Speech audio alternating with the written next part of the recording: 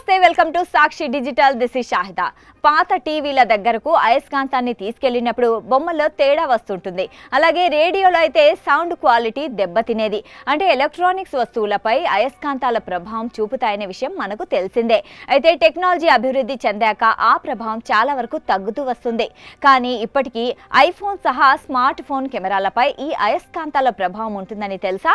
కెమెరాకు అతి సమీపంలోకి ఏదైనా బలమైన అయస్కాంతాన్ని తీసుకొస్తే ఫోటోల క్వాలిటీ తగ్గుతుందని స్వయంగా యాపిల్ సంస్థే తన సపోర్ట్ పేజీలో వెల్లడించింది. స్మార్ట్ ఫోన్ కెమెరాలో optical image stabilisation, auto focus అనే రెండు కీలక ఫీచర్లు ఉంటాయి.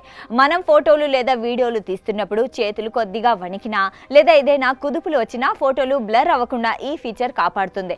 ఇందుకోసం ఫోన్ లోపలే కొన్ని చిన్నపాటి అయస్కాంతాలు ఉంటాయి. ఇవి కెమెరా సెన్సార్ లెన్స్ల పొజిషన్ ను రియల్ టైమ్ లో అడ్జస్ట్ చేస్తుంటాయి. అలాగే ఆటో ఫోకస్ ఫీచర్ ద్వారా ఫోన్ లోపలి అయస్కాంతాల సహాయంతోనే గురుత్వాకర్షణ, వైబ్రేషన్ ను లెక్కగట్టి ఖచ్చితమైన ఫోకస్ ను ఇస్తుంది. అయితే ఫోన్ లోపల ఉండే అయస్కాంతాల కంటే ఎక్కువ పవర్ఫుల్ గా ఉండే ఏదైనా బయటి అయస్కాంతాన్ని కెమెరాకు దగ్గరగా ఉంచినప్పుడు అసలు సమస్య మొదలవుతుంది.